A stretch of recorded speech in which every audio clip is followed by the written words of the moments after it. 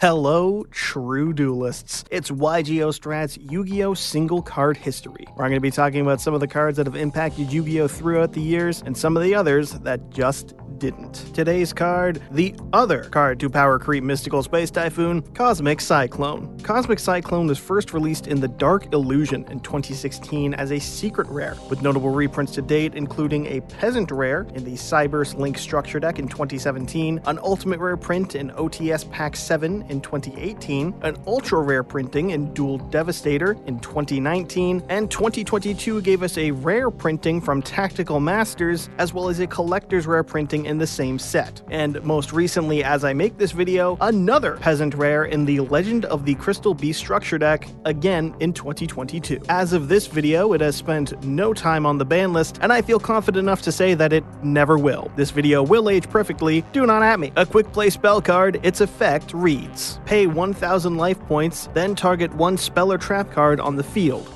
Banish it. How many times can I say a card is simple and effective in these videos before I get hate comments? Or does it just sort of evolve and become a meme of sorts, the way YGO Strats describes a card with fewer than 20 words on it? Simple and effective. I suppose we'll find out in time, because guess what? It's another one that is as simple as it is effective. Sorry, it's true. Spell and trap removal can be crucial in Yu-Gi-Oh! From removing a floodgate on the board to blindly hitting set back row that might turn out to be a powerful trap that could otherwise end your turn, like say hitting a solemn trap when you're playing a pendulum deck. And there's plenty of ways to hit back row. The oldest and boldest that saw play throughout the years has been Mystical Space Typhoon, a card as reliable as it is old, or at the very least was for a very long time. But there have been other ways that have gotten rid of back row as well, even as far back as 2002. Heavy Storm could clear back row, same with Harpy's Feather Duster, Twin Twisters, Dust Tornado, Lightning Storm, and even through monster effects, things like Tornado Dragon or Nightmare Phoenix. There are a plethora of ways to clear back row, so what is it about Cosmic Cyclone that makes it something of a fan favorite for getting rid of it? Well, it's the one thing that makes it different besides its cost: the fact that it banishes. Unlike every other form of removal I just mentioned before this, Cosmic Cyclone will banish the spell or trap that it removes instead of destroying it, which has a large number of applications. Firstly, in terms of not sending cards to the graveyard. Much like monster effects have evolved throughout the game,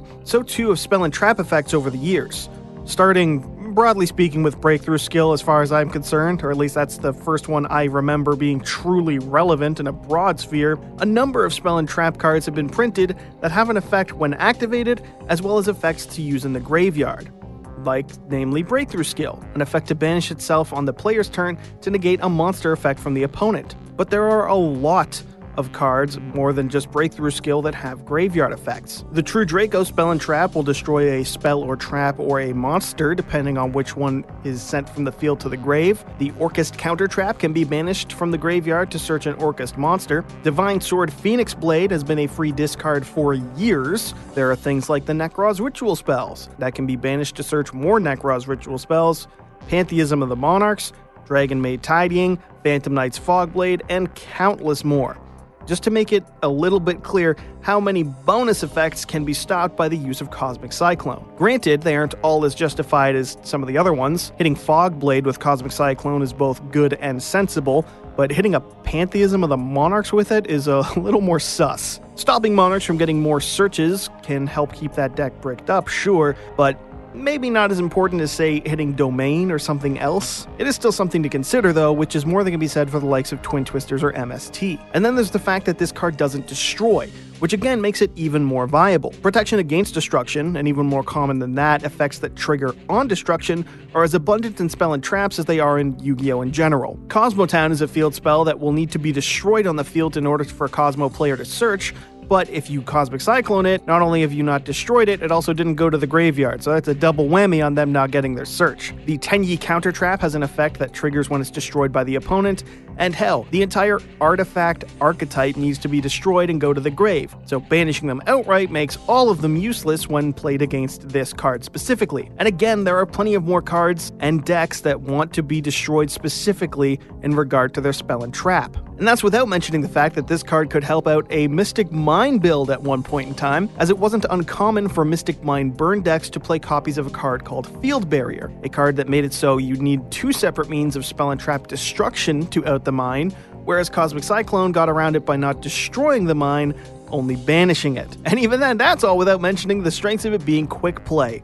A quick play spell is one of the strongest types of spell in the entire game, able to be used functionally identically to a normal spell on your own turn or like a trap card on the opponent's. Where this really shines is against things like floodgates. Being able to chain this card to the activation of a floodgate from the opponent and stopping them from resolving a game ender card such as there can be only one or anti-spell fragments.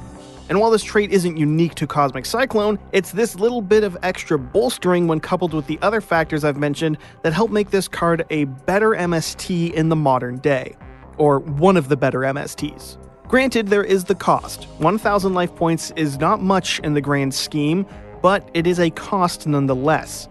It doesn't need a discard like Twin Twister does, which can make this more useful in a top-decking situation than Twin Twisters, or maybe if you want to clear back row without having to give up an extender or a power card in your hand. Overall, Cosmic Cyclone is yet another modern-day staple. The ability to banish the spell and trap cards it removes helps to not just clear problem back row from the opponent, but help clear them in a way that keeps you safe from the bonus effects that are all too common in spell and trap cards in modern Yu-Gi-Oh! Its avoidance of destruction also helps it get around destruction effects and around cards that make spell and traps indestructible.